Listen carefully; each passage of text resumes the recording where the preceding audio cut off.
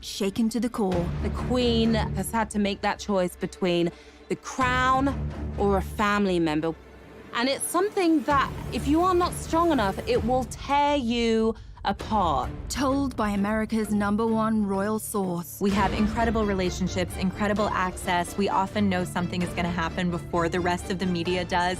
You're going to hear revelations that you've never heard before. Harry and Meghan wanted to turn their public life into a private life.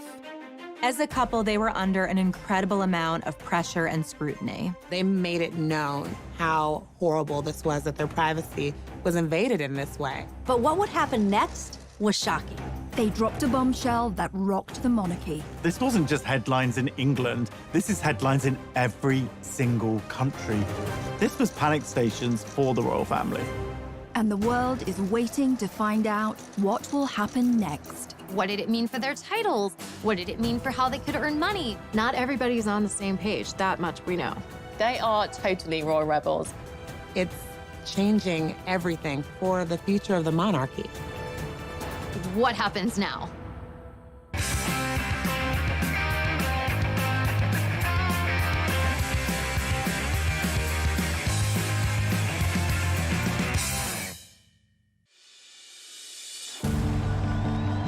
How does a girl born and raised in California end up meeting and marrying a royal prince? It sounds like something out of a straight-to-DVD movie, and at first glance, Meghan and Harry seem like an unlikely match, but they have more in common than you might suppose. We all think we know the Meghan Markle story, but this is who she really is. Meghan Rachel Markle was born 5,000 miles away from Prince Harry in California. People readers are obsessed with Meghan Markle because she was just an ordinary American girl. She grew up in Los Angeles in quite a regular family. She lived an ordinary life in many aspects. She was born to Thomas Markle and Doria Ragland. Meghan's dad actually worked in the entertainment industry. He was the lighting director on shows like Married with Children. And her mom had a bunch of different jobs. She was a yoga instructor and she was a social worker. I think her parents each brought different life experiences to her childhood and to raising her, and Meghan was really adored. When Meghan was born, she stepped into a pre-made family. She had an older stepsister, Samantha, and brother, Thomas Markle Jr., from her father's previous relationship. It was a blended family, and one of the sweet stories from her childhood that she shared is that she had coveted a Barbie doll set that was called a Heart Family. And it came in a white version and a black version. Her dad actually went, unbeknownst to her, bought both sets and then mixed them so that it looked more like her family. It just goes to show how cherished Meghan was by her parents and how much they wanted her to feel proud of her biracial heritage. However, a happy life for this blended family was short-lived. By the time Meghan was 6 years old, Thomas and Doria's relationship had come to an end and divorce followed, although it wasn't as acrimonious as some of the stories you may have heard. When Meghan first came on the scene, the royal scene, there was some really nasty speculation and headlines about Meghan's rough childhood, where she'd grown up, and really, frankly, racist approach to that. And it couldn't be further from the truth. They did everything they could to ensure that her childhood remained as loving and stable as possible, encouraging her creativity, making sure she was getting the very best education she could. In LA, Meghan attended the Little Red Schoolhouse and was soon writing to the very big White House. Yes, at the tender age of 11, she had already started campaigning for women's rights. When she was just 11 years old, she saw a dishwashing detergent commercial on television. It was by Procter & Gamble, and she felt it was very sexist. The gloves are coming off. Women are fighting greasy pots and pans with Ivory Clear. And Meghan said to her parents, why does it say women? Don't men also wash dishes? So her dad actually encouraged her to write a letter to Procter & Gamble, which she did, and the result was incredible. They actually changed the commercial to people across America. that got Meghan her first kind of national attention, and she saw that her voice mattered. Write letters and send them to the right people, and you can really make a difference for not just yourself, but lots of other people. As a teenager, Meghan attended the Immaculate Heart High School, an institution known for its liberal arts and drama courses. You know, Meghan always really wanted to be an actress. Even when she was in school, she was in her school plays and musicals. She was very popular, and she just sort of lit up the stage. After she graduated college, she was determined to make it as an actor. She had to start somewhere, and in 2006, she took a job as briefcase girl on the game show Deal or No Deal.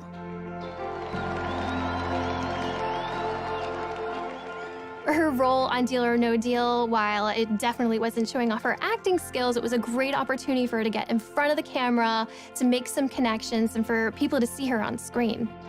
After being a working actress for a while, her big break came in 2011 on the legal drama Suits, where she played paralegal Rachel Zane.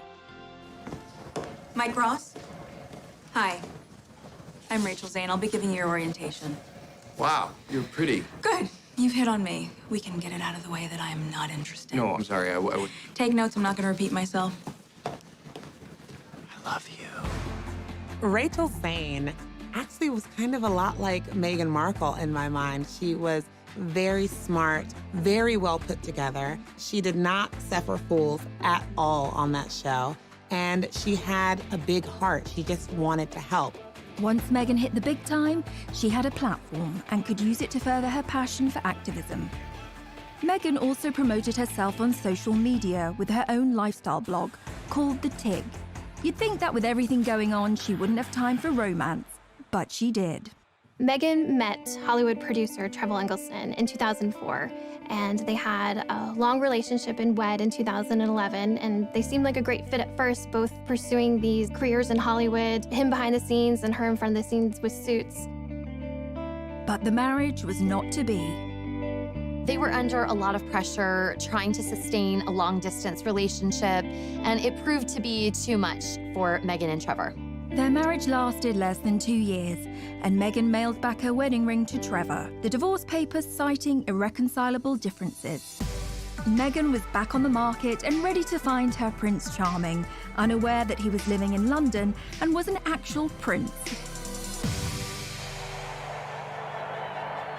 Across the Atlantic, Harry had a very different upbringing and a life that would turn him into the man we know today. Harry was born into a family that can trace their ancestry back over 1,000 years. Let's take a quick look at his family tree. Harry's grandmother is the Queen, but she's also the Duke of Lancaster, and she's married to a Duke, the Duke of Edinburgh.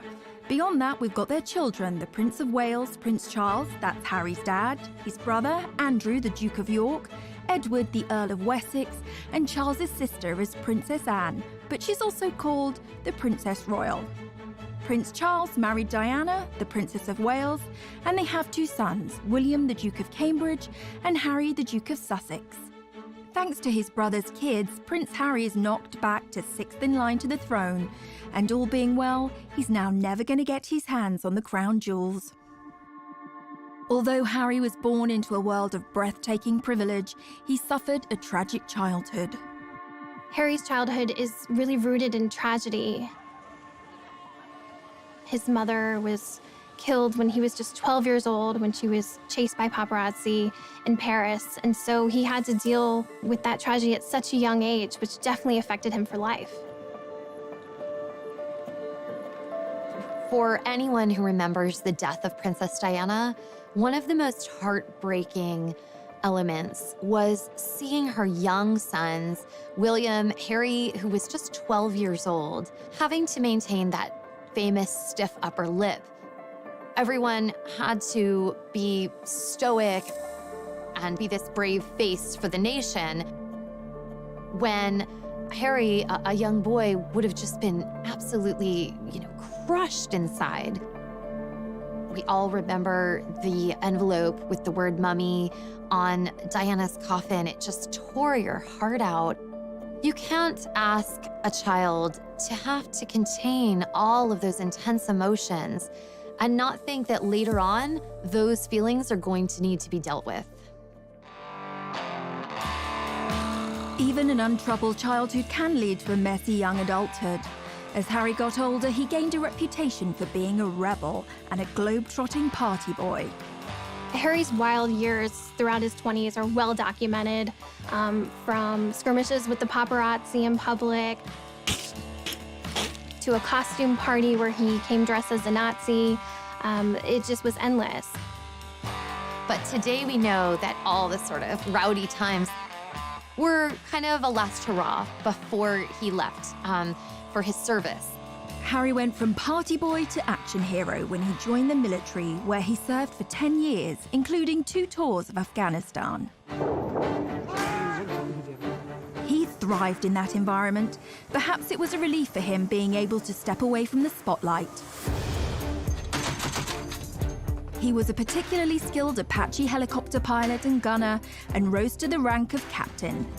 During the military, he was able to get out of the public eye. He was able to be one of the guys. And that really allowed him an opportunity to blossom in a way that he hadn't when he felt a little bit more repressed in the royal family.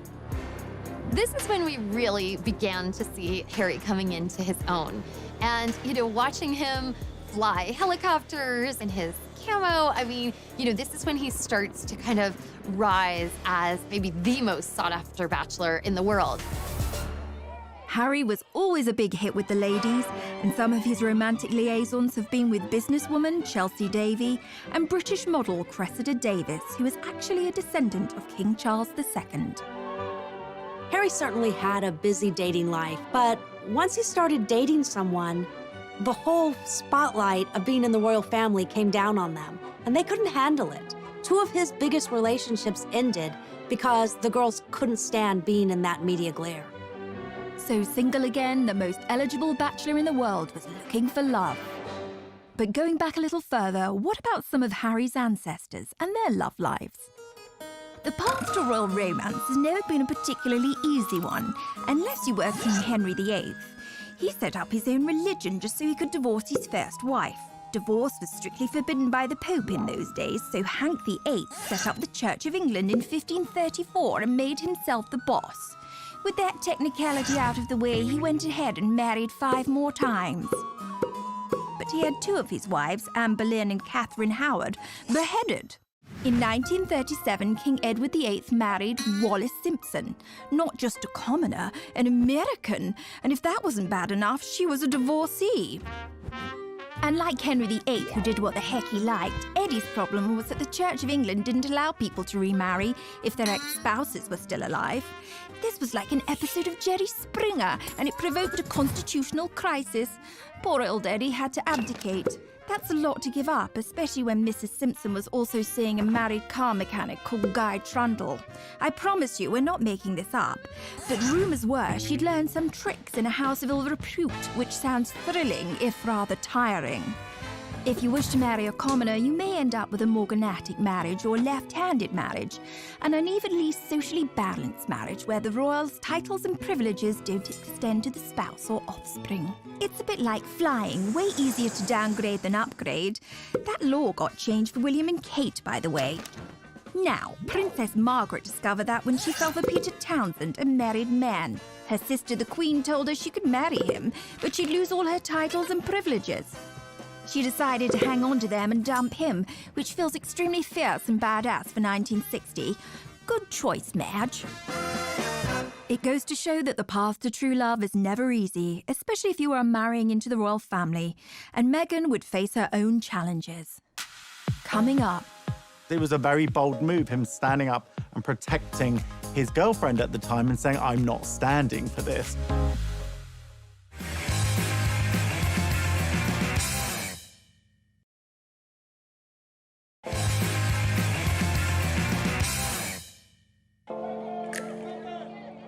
So how did this love story begin between Meghan and Harry? Well, it wasn't through a dating app. Instead, they were set up the old-fashioned way. Harry and Meghan met through a mutual friend in July 2016, and they had a blind date at an exclusive members club in London. I didn't know much about him, and so the only thing that I had asked her when she said she wanted to set us up was, I had one question. I said, well, is he nice? And it seems the stars aligned. Hello, I'm world-famous astrologer Angel Idealism. I have cast what's known as the Davidson chart of Harry Windsor and Meghan Markle. In essence, you take two individual astrological charts and you mesh them into one chart and you interpret it as one chart. What's interesting, while I'm looking at Harry's chart, I wouldn't automatically say, oh, here's a royal. Saturn is where we have approach avoidance. I want it, I don't want it. I'm gonna eat that muffin, I'm not gonna eat that muffin. So he has it on his power seat, and Saturn rules authority figures. So he's yes, no, yes, no, yes, no. I wanna be an authority figure, I don't wanna be an authority figure. Meghan Markle, with loads of sparkle. So she does have Venus in Virgo, which is a difficult Venus position. Venus in Virgo is, I love you, comma, but your feet are stinky. I love you, comma, but I know you're a royal, but could you not be? You know, they're so bloody good together because Harry is a Virgo. And of course, Meghan has Venus in Virgo. So when somebody's Venus is on your sun, it's like you meet and it's love at first sight. So it's all or nothing, do or die. A yes is a yes, a no is a no, a maybe is why the heck we still talking. They are quite naturally a revolutionary coupling. After a handful of dates, things moved quickly, and Prince Harry invited Meghan to accompany him on a trip to Botswana in Africa. Classic fourth date move. We camped out with each other under the stars. We spent coming join me for 5 days out there, which was absolutely fantastic. So then we were really by ourselves, which was crucial to me to make sure that we had a chance to get to know each other. Yeah. Harry and Meghan were doing real-life Sleepless in London and Toronto at the time. Meghan's living in Toronto, where she has this busy career on Suits. Harry, of course, based in London. Like anyone knows, long-distance relationships aren't easy, but they found a way to make frequent trips to see each other as much as possible. For the first few months of their dating life, they were able to enjoy their secret love affair away from the glare of the media. But their relationship leaked out on October the 31st, 2016, with news Harry was dating an American actress. There's a misconception that because I have worked in the entertainment industry that this would be something I would be familiar with. But even though I'd been on my show for, I guess, 6 years at that point, and working before that, I've never been part of tabloid culture. I've never been in pop culture to that degree and lived a relatively quiet life. The British tabloids were incredibly harsh to Meghan. They used racially tinged language to describe her. They felt like she was a money grabber, a social climber, that she was doing this to be famous. The treatment of Meghan echoed how his mother Diana had been harassed and hunted by the press, but this time he was in a position to do something about it. The royal family is famously tight-lipped when it comes to talking about stories in the media, but on the 8th of November 2016, Kensington Palace issued a statement that showed Harry's true feelings and anger at the situation. That was one of the first signs, really, that Harry wasn't like the other royals, that he was not going to be put in a box and to just accept what the situation was. It was a very bold move, him standing up and protecting his girlfriend at the time and saying, I'm not standing for this. But also, Meghan was in love. She was going to do what she had to do to be there for him and to kind of deal, because you could tell this was not something that was taken lightly for her either. She took this relationship very seriously, which is clearly why she stuck around. Away from the headlines, this starry-eyed couple kept moving forward. Meghan and Harry's first public appearance on the world stage was at the Invictus Games, an international sporting event set up by the Prince for injured soldiers. They walked in to the stadium hand in hand, and it was clear that this was someone special in his life, and he was making it known to everyone. The couple were totally at ease with each other and very natural. We saw early on just how happy they were together, and part of that was through how they were breaking royal protocol. They would touch hands, we would see a little PDA, and all of that was so relatable and approachable and just made us root for the two of them that this was gonna work. Soon, Meghan started reprioritizing her life. She shut down her social media site, The Tig. She walks away from Hollywood. Which kind of had the hands of the palace saying, okay, if you're gonna be a princess, then we need to get all of these things in order. After weeks of anticipation, the world finally got the news they had been waiting for. On November 27th, 2017, Meghan and Harry announced their royal engagement. It was official. The couple, thrilled and happy to be engaged, greeted the media as a united front at the official photo call at Kensington Palace. Was it romantic? They walked out in Buckingham Palace to a place called the Sunken Garden. This was a garden that was really special. It was a favorite spot of Harry's late mother, Princess Diana, so it was a nice homage to her, a nice way of including her in the moment. You could just really feel the love radiating off of them. And it was the first moment that we saw the ring. So it was a beautiful, enormous diamond ring. The center stone is from Botswana. And then the two outside stones were from Princess Diana's collection, so including Harry's late mother in this moment. They released a beautiful set of photos that were really stunning. But even then, some of the press point out things chipping away at Meghan, pointing out ridiculous things that she wasn't wearing tights and this wasn't following royal protocol, which is just kind of ridiculous and archaic. Harry and Meghan's natural way with each other, this ease that they have, was apparent from the start, especially during this engagement announcement, holding hands, looking up at each other, all smiles, very comfortable with each other. And this was a stark contrast to the engagement announcement that we saw from Harry's mother and father, Diana and Charles, where it seemed uncomfortable and slightly awkward. Can you find the words to sum up how you feel today, both of you? Difficult to find the right sort of word, isn't it, really? Just delighted and happy. And I'm amazed that she's been brave enough to take me on. And I suppose in love. Of course. Whatever in love means. And while he must have endured a refreshed grief as he reflected on his mother not meeting Meghan, he said that they would have got along smashingly. They'd be thick as thieves, without question. I think she would be over the moon, jumping up and down, you know, so excited for me. But then, as I said, would have probably been best friends with Meghan. She's with us. I'm sure she's with us, yeah, you know, jumping up and down somewhere else. Coming up, Meghan and Harry's wedding was like a wedding that the royal family had never seen before. This was like more glamorous than the Oscars.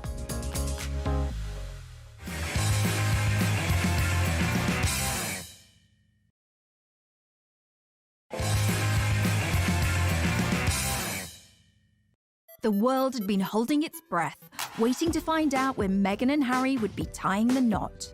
It was finally announced that the couple would get married on May the 19th, 2018.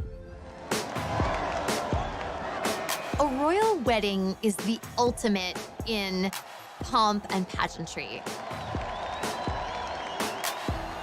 Royal fans just delight in a royal wedding. I mean, it's the fairy tale. The royal wedding is Cinderella's castle, Prince Charming, all of that rolled up into one. And like so many decisions in this couple's life, they chose a different kind of royal wedding from their predecessors. The average wedding in America these days costs around $35,000, which seems like a lot and a pretty compelling case for a drive-through off the main drag in Vegas. The most recent royal weddings have become much more fancy-schmancy affairs. I mean, maybe not Kim Kardashian fancy, maybe not Elton and David pink champagne and caviar fancy, but in terms of cost, royal weddings win every time. Will and Kate's wedding cost $34 million in 2011. The price went up again for Harry and Meghan's wedding. That cost around $45 million. Sibling rivalry or just a lot of transatlantic flights? One of the most expensive royal weddings ever was in Monaco. Prince Albert II married Charlene Whitstock. That was about $70 million. But have you ever been to Monaco? A cheeseburger is like $40. It's ridiculous. Even that, though, was nothing compared to Harry's dad. In 1981, nearly 1 billion people watched as Diana Spencer married Prince Charles. And if you adjust for inflation, it cost somewhere between $70 and $110 million. But for all that, today's royal weddings seem like lavish affairs. Most of the budget goes on security. Right, back to Miss Markle. As Harry's bride, she provoked controversy not only as the first American to join the royal family, but the first biracial person to marry into it. Meghan had her own ideas of how she wanted her wedding day to be different. Harry and Meghan chose to have theirs at Windsor Castle in St. George's Cathedral, which is almost 700 years old and the final resting place of Henry VIII. Hooray! Hip hip! Hooray! God bless Prince Harry and Meghan! On the day, millions of people from around the world tuned in to watch the ceremony. Because this is history. This is very important moment. It was a truly glittering and international affair. Meghan and Harry's wedding was like a wedding that the royal family had never seen before. It was Hollywood meets royalty. You'll be watching and you're like, oh my God, there's Oprah, there's George Clooney, there's Idris Elba, there's the Beckhams. It's just like, there was just so many celebrities because they weren't just coming from Meghan. Harry had grown up with a mother who was very friendly with celebrities. This was like more glamorous than the Oscars. As with all weddings, tensions were running high. The media reported rumours that during the preparations for the wedding, a rift began between the Cambridges and the Sussexes. There was reportedly one dust-up between Meghan and Kate during a fitting for Princess Charlotte's little bridesmaid dress, where they had a disagreement and Kate ended up in tears. And of course, we have to keep in mind, this was very soon after Prince Louis was born. A source explained that Kate was still very emotional. There had been a lot of stress around the wedding and around the planning. On the wedding day, Meghan travelled to Windsor Castle through the procession route with her mother Doria by her side. Everybody was waiting with bated breath to see what Meghan's wedding dress would look like. Would it be some over-the-top, grand, poofy princess dress like Princess Diana? Would it be this sort of elegant, sophisticated lace, long-sleeve look like Kate Middleton? It was neither of those things. She had a very simple, tailored, streamlined dress. I mean, this really was understated. She was just impeccable, modern, an entirely new version of a princess. Only a few days before, Meghan had been due to walk down the aisle with her father, Thomas, but he then announced that he would not be at the ceremony due to his recovery from heart surgery. And of course, the media went to town on the divisions within her family. Anytime there's a big wedding where families coming together, there's a lot of potential for strife and stress. And then came the question, who would walk Meghan down the aisle and what's going to happen now that her father is not there? She made a real groundbreaking move in deciding to walk the first steps by herself, which really showed that this was a strong, independent woman who was making the decision to step into this life on her own. And then she was greeted by her father-in-law, future King of England. Prince Charles stepped in to walk Meghan partially down the aisle. There's no greater compassion and love for a future daughter-in-law than to take her by the hand to lead her to Harry to get married. I think a lot of people, even for those of us at People Magazine on staff watching, felt like, how is she so calm? You know, she was almost preternaturally serene. Later, when I spoke with her friends, they said, that's who Meg is.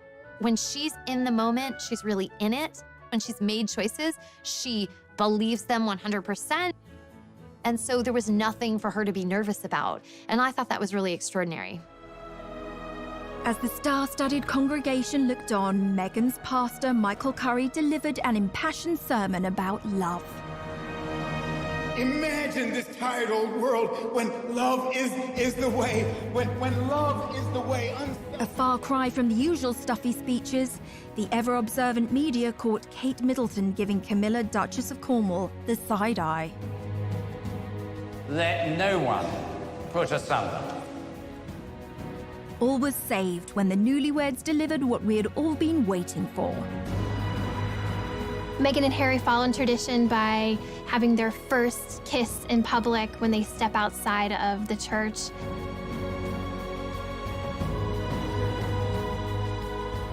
It was really the sort of like big PDA moment between the couple. The crowd went absolutely wild.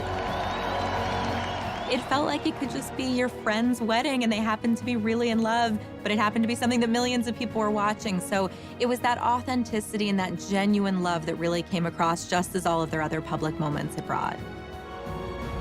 That day, the couple received a new title from the Queen, Duke and Duchess of Sussex, and their new life began. Coming up, they really felt protective of this new baby and wanting to make sure he had as much privacy as he possibly could from the very start.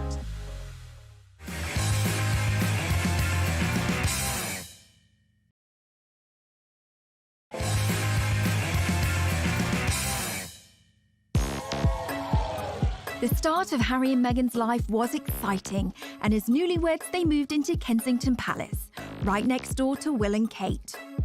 In the summer of 2018, Meghan and Harry are settling into newlywed life. She's stepped into not only a new family, but a whole new country. So they're just kind of established in their footing as a married couple. Meghan had done a great job being accepted into the royal family, and even the usually reserved Queen took a shine to her new granddaughter-in-law. The Queen herself wanted to show how much she was eager to welcome Meghan into the royal fold, and she did that by giving Meghan a ticket on board the royal train, which is how the Queen likes to travel. And in fact, you really felt that they had this chemistry between them, and Meghan was bringing new life and new joy to these outings. Meghan and Harry began their royal duties as Duke and Duchess of Sussex. But what exactly is a duchess anyway, and where do they fit into the whole royalty ladder? So, according to tradition, or Henry VIII, you have a god at the top of the heap, well, Natch, then an emperor, then a high king or queen, then a king or queen, then come your archdukes, grand princes and princesses, grand dukes and duchesses, then come your crown prince, and I mean, we're really climbing a long way down the ladder here, aren't we? After all them come duke and duchess. Fun fact, Meghan could actually be a duke. This isn't anything to do with which bathroom she uses. A woman can be called Duke too. What about Harry, though? Well, he's a Duke of Sussex and also Earl of Dumbarton and Baron Kilkeel. The Duke and Duchess titles are kind of like a wedding present from the Queen. Here you go. I wasn't sure which toast you wanted, so I got you Hampshire instead. The annoying thing about being Duke or Duchess of Sussex is there's no duchy or territory of Sussex. Whereas Charles, Harry's dad, is Duke of Cornwall and also gets the Duchy of Cornwall, which literally means if you live in Cornwall, he could well be your landlord. Although it won't be him coming and fixing your broken toilet, but he does get the cash from owning it. And like Cornwall, there's no Duchy of Sussex and therefore no cash. So they don't get the cash, and guess what else Meghan doesn't have? Legal custody of her son Archie. According to a law from 1717, the Queen actually has governance over all the royal sprogs, including Will and Kate's. You might think it doesn't really have any relevance today, but apparently decisions like which members of the royal family are allowed to get on the same plane, yup, the Queen makes that call. Back to the couple's first royal tour of Australia, Tonga and New Zealand. Meghan and Harry were an instant hit with the public. And this is where we get to see Meghan shine. And there was a lot of echoes of Princess Diana in terms of her really bonding with people, with children, with a lot of the locals, giving speeches, which is something we hadn't seen Kate do before with such ease. Meghan was compared to Diana in another way, as a world fashion icon. Diana led the way in setting trends in the world of fashion. Back in the 80s, everybody wanted the Diana cut, and she occupied a fashion arena that included Audrey Hepburn, Jackie Kennedy, and some of the other most stylish women in history. When Princess Diana was alive, she was, without a doubt, one of the most photographed women in the world. Diana brought an innate glamour and this beauty to the royal family. It took them from royals to pretty much celebrities, all because of her and just this endless interest and curiosity in all things Diana. In 2019, Meghan was named the most powerful fashion icon, and the term the Meghan effect was coined. Like most people, I love Meghan Markle's style. We like to say at People that everything Meghan touches turns to sold. And that's because when Meghan wears something, it translates into mega sales for the brand. In one of those tours, she actually wore a bag by Strathbury. The second she wore this bag, it sold out in 11 seconds. The Duke and Duchess of Sussex were in the honeymoon phase. The tour of Australia kicked off with some bombshell news. The couple arrived into Sydney telling the world that they were expecting their first child. It was the most exciting way of kicking off a royal tour. This is a moment that the public, the entire world was excited about. Anytime there's a royal wedding, you wait for the announcement about the royal baby. This was massive news in the royal world, and for fans, I mean, it was almost too much to process. It was all happening at once. At the same time, we also noticed that Meghan and Harry are wanting to kind of put up the walls because they really felt protective of this new baby and wanting to make sure he had as much privacy as he possibly could from the very start. Weeks before the baby was born, Harry and Meghan announced they intended to keep the plans surrounding their child's birth private. It was never announced where Meghan planned to give birth. This was a major change from Kate's birth plans.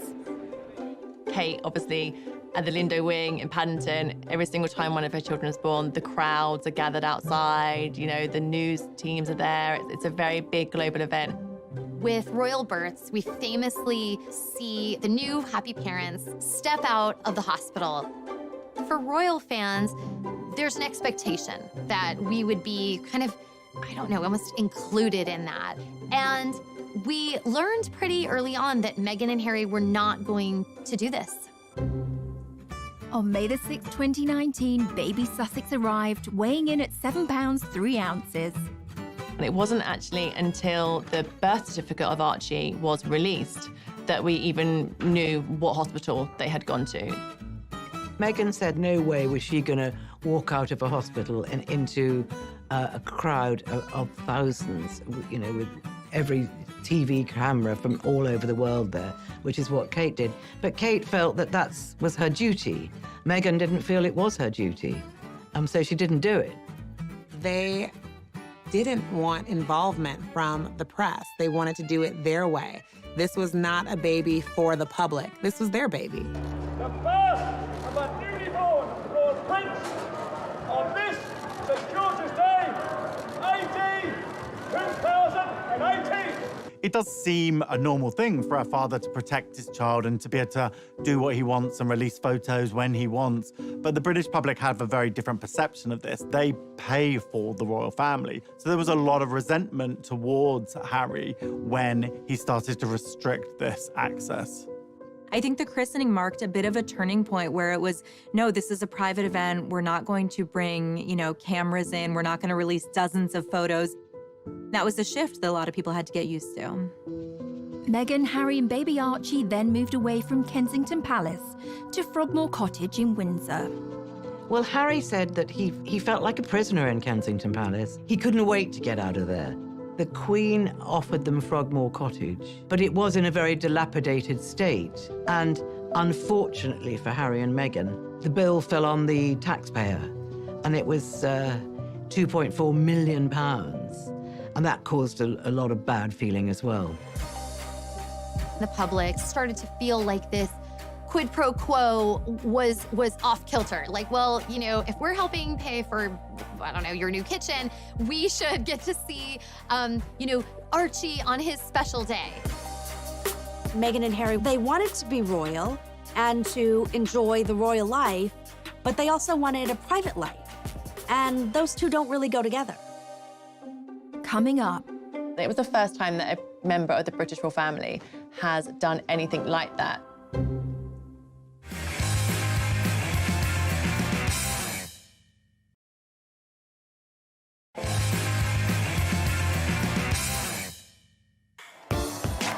There's more to being royal than cutting ribbons and waving. There are very strict rules and protocols that must be followed. My name is Micah Meyer, and I'm the founder of Beaumont Etiquette. My training was very formal. It was done in London under a former member of the Queen of England's household staff. I think there's this heightened level of fascination when we all saw Meghan Markle marry into the royal family. We were like, wait, a real average person can become a real royal? In our minds, we just saw her go from A to B, but that definitely wouldn't have been the case. She would have been, practicing in royal aids, would have literally guided her throughout the entire process. Behind the scenes, she had to basically, in essence, join a royal training camp of how to become a royal. For instance, when you're addressing the Queen, she is Her Majesty, and after that it's just ma'am, rhymes with jam. And it's always a curtsy, especially in public. Meghan, we saw it for the first time on TV, we were cheering her on, and the lower and the deeper her curtsy went, the more confident she became. And so we can see her confidence in her training kind of evolve. A lot of etiquette around the royal wife, and we actually see how she starts on that day that she was first engaged, and she's waving and very excited. And then we see her at the next event, and suddenly we see her fingers are together. And then we see that elbow come in even further, and then we see the polished wave in the end. Even the sitting position, that's one huge part of Meghan's training, we literally saw happen before our eyes. We see the old Meghan, and she would have one leg crossed over the other and her ankle kind of out and flapping about in a very casual way, which is very comfortable. As she becomes a royal, we see her training go into effect. That first big event where she's sitting next to the Queen, she's using this new technique. She has one over the other, toes pointing forward, and it's so tight. It's almost like there's a rubber band from her knees to her ankles. And if you tried to slip a little credit card in between her legs, good luck. You wouldn't have gotten it through. You can imagine how intimidating that first session of afternoon tea with the Queen must have been. Holding a teacup is actually even harder than it looks. You actually pinch your fingers together through the teacup, and then you use your middle finger underneath it. And if you want to support the teacup, you can use 2 fingers like the Duchess of Cambridge does at the very bottom. Knowing what she went through, how fast she went through that training, that's not typical for a royal. And she really did a good job. But Meghan hasn't always been so obedient, and when she started tearing up the royal rulebook, her newly universal adoration and shine began to fade. One of the ways that we see Meghan and Harry start to bend some rules, maybe even start to break some rules, was when Meghan guest edited Vogue. Unlike previous royal princesses' involvement with Vogue, Meghan didn't just pose for the magazine. In fact, she didn't put herself on the cover. She celebrated women around the world who are doing extraordinary things. It was called Forces for Change and included interviews with everyone from Jane Fonda to Greta Thunberg. It was the first time that a member of the British royal family has done anything like that. This move was seen as too political by some critics who saw this as kind of an inappropriate royal role for her and not what we had been used to seeing. There's an interview between Meghan and Michelle Obama, and Michelle Obama gives her some advice about how to handle fame and the royal family. Usually, you don't get outside advice. The palace is what gives you the guidance that you need to go forward. That didn't really go over well with some people. Yet again, Meghan was feeling the backlash from the world around her. Humans fear change, and in this situation, there was a lot of change going on. The aristocracy and the monarchy is a stuffy institution. Meghan came in and she was completely different. She was an American, she was biracial, she was a divorcee. I think there could have been some fear that she is something other and that she could affect the monarchy and chip away at the monarchy. I think in some ways, what Meghan and Harry have done is just shown, listen, we're gonna do what's right for us. We are going to do what we are comfortable with. Meghan and Harry are not the only royals to have a rebellious streak. There's a long line of royal rebels, but there are those who know how to make it work for them. What about Princess Margaret, the Queen's sister? She liked to party. She partied hard with her daughter's godfather, Anthony Barton, with a former Prime Minister's nephew, Alex Douglas Horne, and it's thought she even partied with Mick Jagger and Warren Beatty. She partied hard in her party house on the party island of Mustique. But then she calmed down and got herself a toy boy, marrying a guy 17 years younger than her. Then she got the first royal divorce since 1901. She rocks. But if you ask us, the royal rebel closest to Meghan's heart would probably be Princess Louise, Queen Victoria's fourth daughter. She questioned everything, earning her the nickname Little Miss Y. She was very cool. She refused to marry someone she didn't love, was an ardent feminist, and visited imprisoned suffragettes, the protesters for equal rights for women. And, stop me if this sounds familiar, she got married and moved to Canada. Her full name? Louisa Caroline Alberta, and yup, Alberta, Canada is named after her. The province was originally going to be called Louise. If you can find a more Meghan-friendly royal rebel than that, then you can send us to the Tower for treason. Coming up. It was a huge betrayal for Prince Harry and Meghan, and they let it be known. They filed. As a member of the royal family, the press can either be a valuable asset or your worst enemy. And Prince Harry and Meghan have maintained a love-hate relationship with them.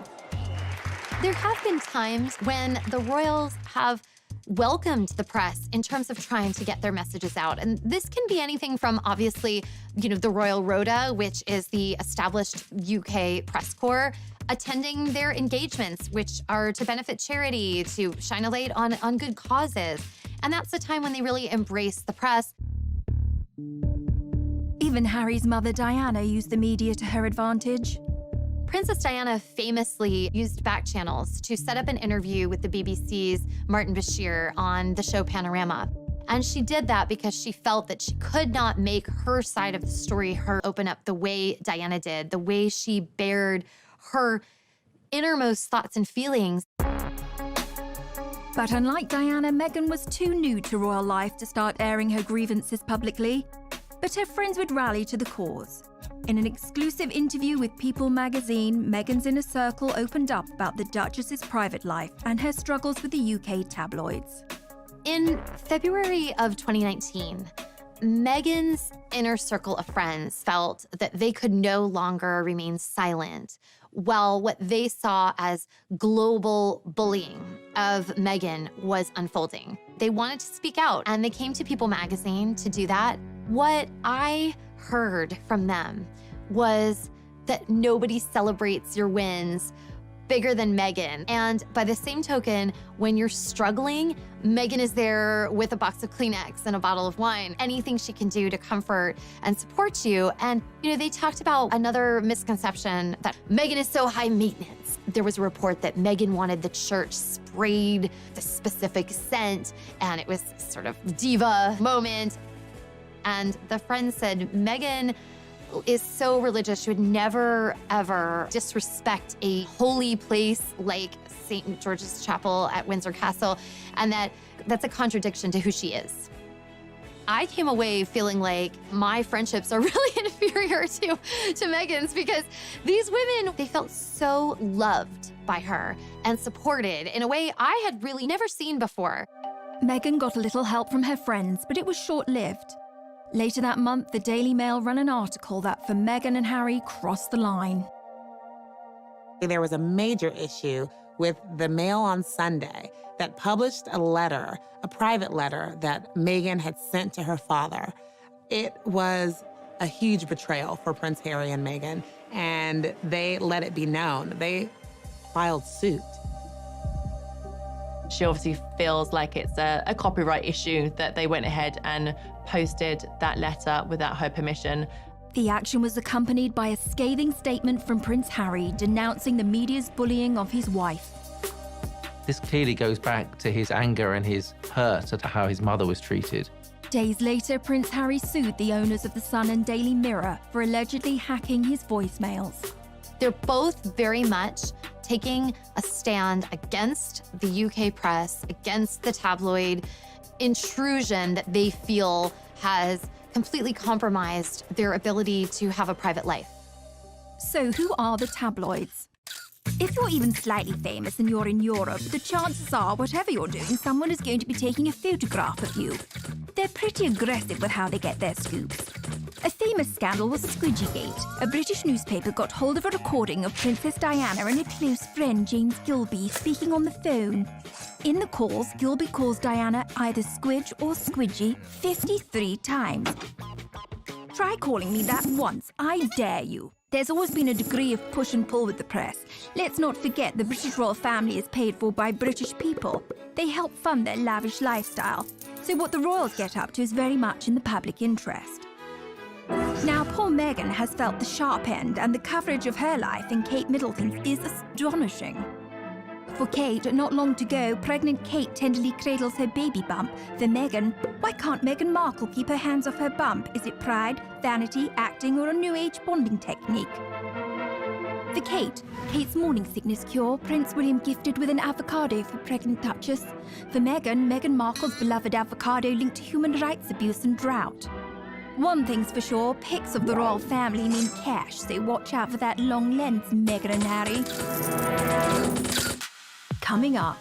People were saying, is this gonna work out? Are they gonna be able to stick this out? Because it's not looking good.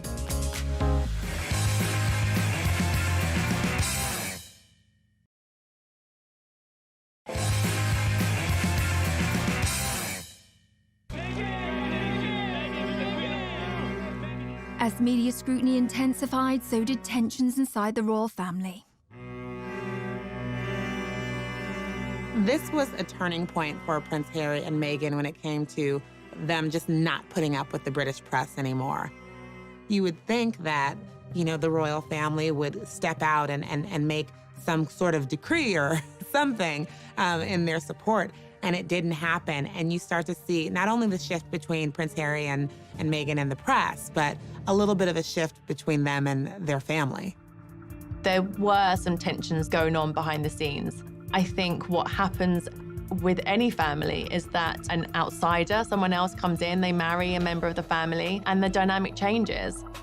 Things were maybe not as copacetic as they seemed. Things were sort of strained. People obviously looked into a lot of this, and what appears to be at the root of it is a division between the brothers, William and Harry. Tensions between Harry and William had apparently been growing for some time. What had happened is Prince William had confronted his brother in the run-up to Meghan and Harry's wedding. He just questioned him about, do you think she's the right girl for you, effectively? Is she the right person for this job? That went down badly with Harry. We understand was obviously quite angry. But Harry never forgot that. That started a rift that had only deepened. They were never able to really heal from that initial disagreement. Harry and William have always had a particularly unique bond as siblings. Let's explore the brothers' relationship a little bit deeper. William and Harry were born just over 2 years apart. They were close as children, and as they grew up in a family where roles and status mean everything, it was inevitably going to put a strain on even the tightest brotherly relationship. In royal circles, children are often referred to as the heir and the spare. The eldest is destined to be king, while the younger one can end up feeling a little redundant. For William to take a leap like Harry's would be almost unthinkable. He has a lot of skin in the game. He's going to be the freaking king after all. But the pressure on him to stay would be impossible to resist. Harry, by contrast, as the spare, has a little more wiggle room. One thing's for sure, they're both dealing with massive adjustments to their lives, so it's anyone's guess what the brothers' relationship will look like moving forward. Meanwhile, Kate and Meghan were dealing with their own issues. I think we all wanted Meghan and Kate to be best friends because we love Kate and we love Meghan, and it was, okay, now we have two of them. But they're so different. They grew up completely different, and they have different roles now. So when they didn't really seem to become best friends, people started thinking that they were frenemies. And the tabloids went crazy, setting them up against each other. Any new mom can understand the value of calling a girlfriend and having someone over to help you out and figure out this new role as a mother. And Meghan was very isolated. She was starting anew without the support system that most of us have when we enter this new chapter of our lives. So you had Meghan having trouble settling into royal life. Kate is not able to necessarily be that support. And Harry and William not talking very much anymore. So the two couples became estranged. It was on a tour to South Africa that Harry and Meghan seemed to finally reach a breaking point. When they were in South Africa, they recorded a documentary with ITV, and it was really the most personal we've ever seen Harry and Meghan be. They had a film crew following them, and this really was the first time that they were honest about how they felt. They did an interview with Tom Bradby, who is a TV journalist. He has, over the years, become quite close to Harry and become a sort of spokesperson for Harry. And he interviewed them, and Harry was amazingly open. You're living in this goldfish bowl, the interest is huge, the pressure is great. I mean, do you want to talk me through the last year and where you're at? Look, part of this job and part of any job, like everybody, means putting on a brave face and turning a cheek to a lot of the stuff. But again, for me and for my wife, you know, of course there's a lot of stuff that hurts. They felt that they were in isolation, and they also felt that they had no support when it came to all of these things that they were uniquely dealing with. Another huge moment in that documentary was where Meghan spoke out about how she was feeling. You could tell that she had been struggling in her role as a new royal and as a new mom. It's obviously an area one has to tiptoe into very gently, but I don't know what the impact on your physical and mental health of all the pressure that you clearly feel under. I would say, look, any woman, especially when they're pregnant, you're really vulnerable. You add this on top of just trying to be a new mom or trying to be a newlywed. And also thank you for asking, because not many people have asked if I'm okay. But it's a very real thing to be going through behind the scenes. I think Meghan was really sending a message direct to camera saying, I need help here. This is a difficult situation. When she says not a lot of people have asked if I'm okay, she's not really referring to the public or fans who support her. She didn't feel members of the royal family had asked if she was okay. People were saying, is this gonna work out? Are they gonna be able to stick this out? Because it's not looking good. The Sussexes were looking for a happy and authentic life, and they needed to find a solution, however drastic. Coming up. When Harry and Meghan made this announcement, the world was stunned.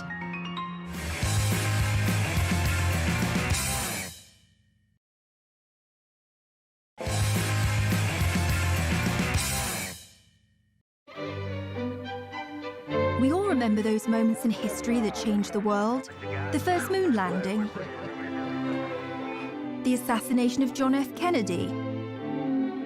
The first time we saw Kermit the Frog's legs. So weird. And when Harry and Meghan decided to leave the royal family. A royal announcement that is sure to rock the United Kingdom. Royal split. Harry and Meghan quit. Going it alone, the Duke and Duchess of Sussex. The royal family reeling this morning. A rift in the royal family not seen for a generation. I remember exactly where I was when I heard the news that they were leaving. I was sitting in my office at People. I think I was just running around the office, going from office to office, saying this is going to be the biggest story of a decade. I feel like we were in a meeting and we were like, wait, what? The rest of the royals didn't even know it until 10 minutes before they put this statement out. On the 8th of January 2020, a statement was released from the Duke and Duchess that they were stepping down from royal life. They did it on social media, of all places. So right away, we were kind of all scrambling to keep up.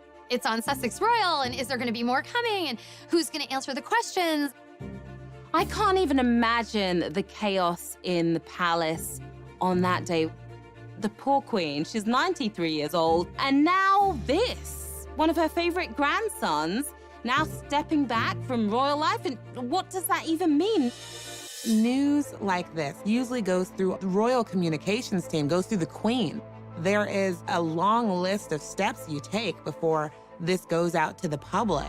So why did Meghan and Harry hastily make this announcement? I think part of this rushed decision on their part was because the story had actually already been leaked to the Sun newspaper. They were running it the following day, and from what sources tell me, they were forced into releasing their own statement. Harry and Meghan felt that when the news leaked, to the Sun newspaper, they had no choice but to try and get out ahead of it. So suddenly this train had completely left the station and everyone was kind of struggling to keep up. I think it was a bad decision on Harry and Meghan's behalf to rush out this document without checking with the royal family. You don't change your decision-making and go against the Queen just because some scrappy journalist in London is saying that they've got a story. There had been rumours that Harry and Meghan had been in discussions with members of the royal family about leaving the monarchy, but this surprise announcement was a stunning reveal for all parties involved. It is a bit of a soap opera.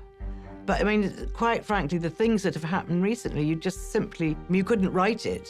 You can hardly imagine how difficult that talk must have been between Harry and Meghan about what they were going to do. They've put Archie down to sleep, and they are trying to figure out how to walk away from one of the most important families in the world.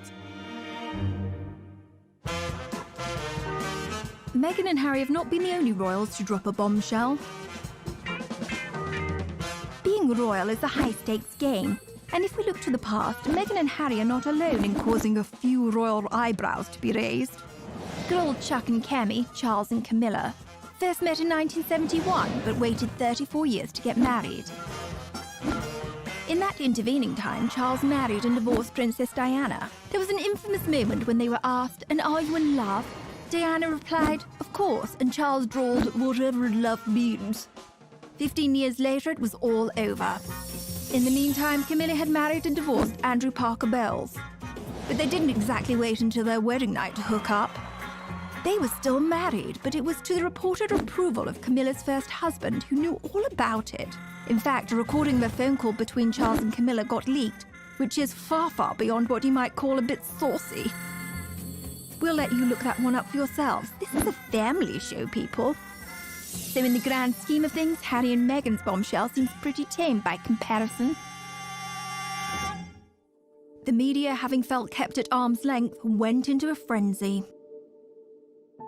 The British press and social media very quickly coined the phrase Megxit, which is really quite misogynistic. It's blaming the fact that Meghan and Harry are leaving the royal family on the woman.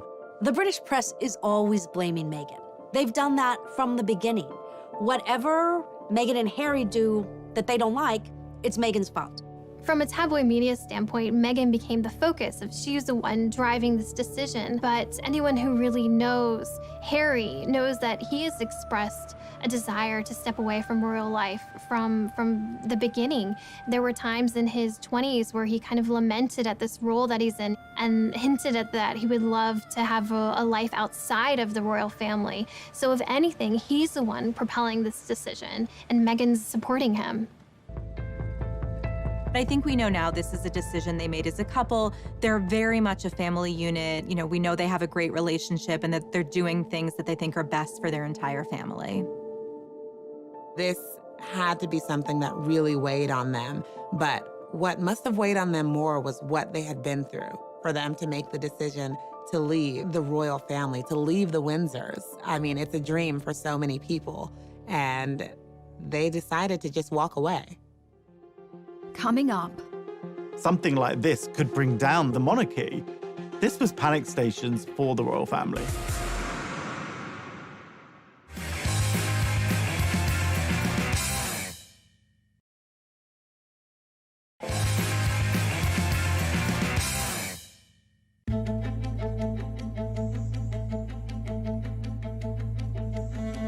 After the bombshell was dropped, all royal parties had to scramble to determine what would happen next. Something like this could bring down the monarchy. This was panic stations for the royal family. Buckingham Palace did release a statement, and I think this was a big shock to the world. It was obvious from that statement that they weren't on the same page. The discussions are still ongoing. We know they are expressing an interest to do this, but all the details haven't been worked out yet. The thing is, you don't announce the plan until you know what the plan is, right? They did things back to front. By now, Meghan had already gone to Canada. and 93-year-old Queen Elizabeth had to spring into action and implement damage control for the monarchy. The Queen and her senior advisors did some very quick thinking. They said that they were going to have a summit at Sandringham. She had Charles and William and Harry all meet her there, and then they sat down to talk it out. The pressure on the Queen here is immense. The Queen was on her back foot. She is under pressure to be the leader and to have an answer and to have a path forward, and the clock is ticking. Within days, on January the 13th, 2020, the Queen publicly announced a declaration of her blessing for the couple. 5 days later, the Queen released a statement that was really in support of Harry and Meghan's decision. And this was one of the most emotional statements we had ever seen from the Queen since the death of Princess Diana. She used terms like my grandson, my family. We're not used to seeing those sort of terms of endearment coming from the Queen. She loves Harry. She wanted to make sure that Meghan and Harry felt that they had her backing. But that also helped kind of put a lid on any other gossip and drama that would immediately come out in those first few days. This is unprecedented. There were so many details to work out, so many questions. Where are they going to live? What will their titles be? Everyone wants to know how they will actually go about charting out this new life and where the money's gonna come from. What are they gonna do? But how do the royals make their money? Yes, let's talk about money. I'm Haley Sachs, and I'm a financial pop star. The royals make their money 3 different ways: through inheritances, sovereign grants, and also through duchies. The sovereign grant is taxpayer money. So if you're watching this and you live in Britain, I'm sorry, because you paid Meghan and Harry $130K last year just to leave your country. So yeah, you can cry about that. Basically what the duchies are is like Prince Charles is a landlord. He's inherited these properties. They're baller properties, and he's making money on them because people live there, they visit, and he's pocketing the cash. Prince Charles, he gives some of that money to his sons. The Sussexes can credit 95% of their income just to Prince Harry having a rich dad. So yes, Harry has a rich dad, but he also had a rich mom. Diana didn't come from nothing. Like, she walked into the royal family with her own fat wallet. When she died, she left Prince Harry $10 million. Even though the couple quit being royals, these two are media starlets. They're not looking just for money. Really, what they're searching for with this exit is impact. Coming up. The royal family is doing the most positive things. They're putting on a great show for the British public that all is fine here. Everything is good. The show will go on. The monarchy is solid.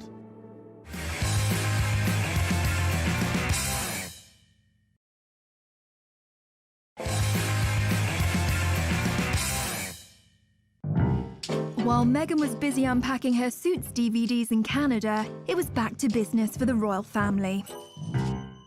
It was initially a bit of chaos as everyone tried to kind of find their footing in this new, unprecedented order of things. At the end of the day, the monarchy has to come first and the crown has to come first. The Queen, she's not going to let her emotions get the better of her. Now it's about action. It's about taking action and figuring out what are next steps. The monarchy is often, throughout history, in a very vulnerable position. There are a lot of people who don't agree with the monarchy. The monarchy can be perceived as a very undemocratic institution, essentially inherited power. When you have somebody who is stepping away from the royal family, this makes the royal family very vulnerable. For those that had stayed, the Queen doled out presents. Prince William was bestowed with an additional royal post, Lord High Commissioner to the Church of Scotland. The royal PR team wanted the rest of the family to show a united front, and William, Kate, Charles and Camilla embarked on a rare joint charity engagement, and the British press dubbed them the new Fab Four. All this sort of family discord and fighting amongst themselves didn't look good. So the Queen wanted to fix this up. She has Charles and Camilla and Kate and William all at her beck and call to come out and present a united front as this is the royal family. We're still here for you. The Duchess of Cambridge was also being kept busy on a tour of the UK to promote her work with childhood development. Kate has really stepped forward. She just gave her most illuminating interview that we've ever heard from her. You know, it was a podcast, a very modern format, where she talked about the challenges of motherhood, the challenges of being pregnant. So she's willing to take up this mantle and help support the monarchy any way she can. They're doing the most positive things. They're putting on a great show for the British public, that all is fine here. Everything is good. The show will go on. The monarchy is solid. With the royal family's united front in check, the Queen had one last ground rule that needed to be laid. What was important to the Queen was that Meghan and Harry cannot continue to use their royal titles and the trademark of Sussex Royal. She didn't want any perception of impropriety that they might be making money in any kind of way off of any royal titles. Obviously, they're known as Sussex Royal. That is their Twitter handle, their Instagram name. The whole brand is based around that. The Queen and other members of the royal family had said, actually, no, that word royal cannot be used. No one can say royal unless they really are royal. Once Queen Elizabeth's terms were made crystal clear, Harry knew it was time for him and Meghan to move forward with their new life. One of the things that was just so exciting to see was how they took this bold step themselves. It was world-shattering news. It made headlines the world over. Was it perfect? No. But when you kind of take control and find your voice and realize, I can make this path forward, that's a really inspiring thing to see. During Harry's final few days in the UK, he delivered an emotional exit speech at a charity dinner in London. It brings me great sadness that it has come to this. There really was no other option. It has been our privilege to serve you, and we will continue to lead a life of service. So in that respect, nothing changes. But I hope that helps you understand that I would step my family back from all I have ever known to take a step forward into what I hope can be a more peaceful life. It's a tough situation, particularly for Prince Harry, because this is his family. These are the people who have loved him and raised him and who he has grown up with his whole life. We've all been in family situations that can be complicated, but they're always a part of who we are.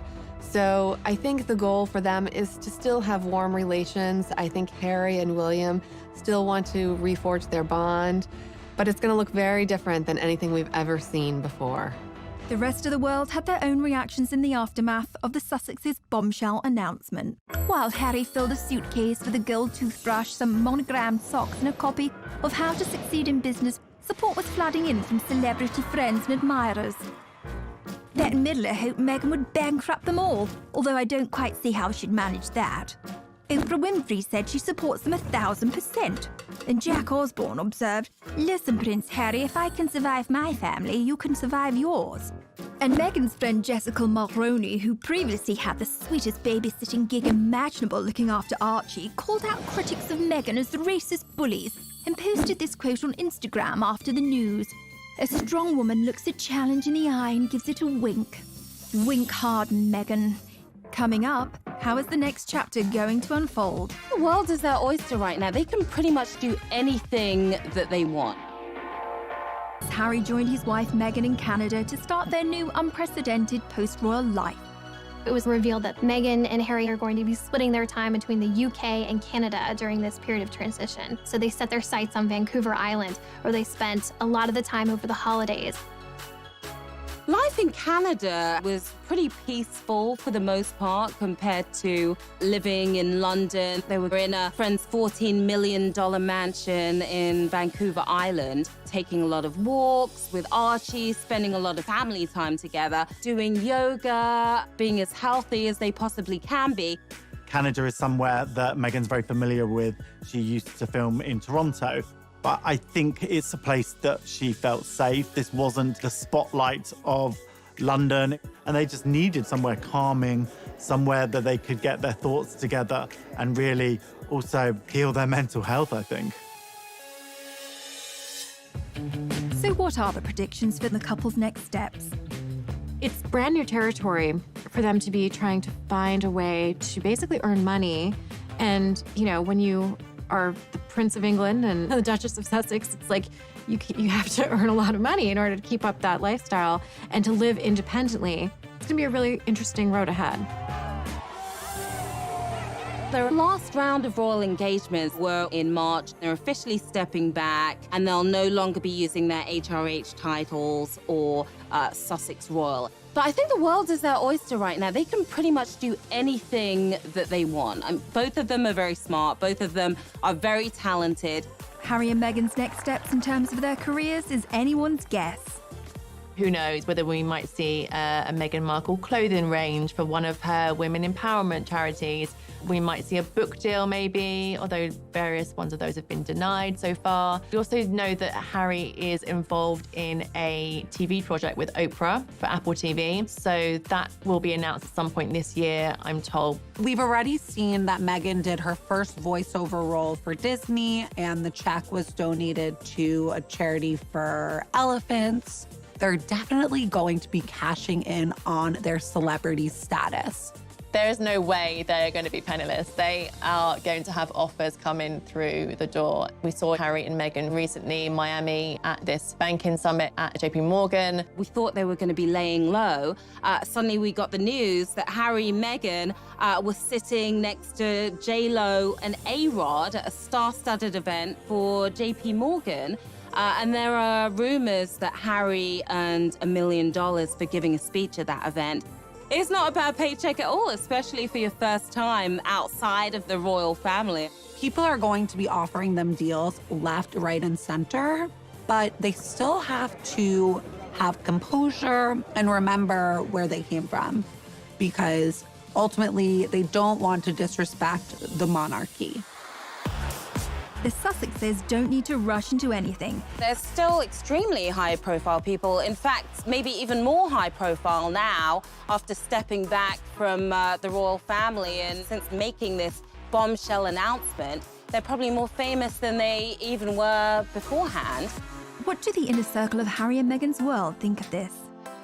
Since Meghan and Harry have stepped away from their role as senior members of the royal family, what we are seeing is a completely new chapter, and really, as one source told us, uncharted waters. What Meghan's friends feel is that she's going to put her family first. She's going to put her son first. Her life as a mom is so important to her. And if everyone is chattering around her about, but what about this? But she shouldn't have said that. She shouldn't be here. She shouldn't be there. That's something she's going to push out of her mind. I think an important thing to understand is that Meghan and Harry don't feel beholden to some of the rules that would govern William and Kate, who are in line to be future king and queen. We were told by a friend of Harry's that Harry the royal and Harry the person are two very different figures. And Harry the person wants to thrive. And I think that Meghan's friends and Harry's are completely supportive and thrilled for them, because it was hard to watch them feel so suppressed. Meghan Markle and Prince Harry have left Canada, reports People magazine. So People magazine has been covering the royals really since the inception of the magazine for decades and decades. We have incredible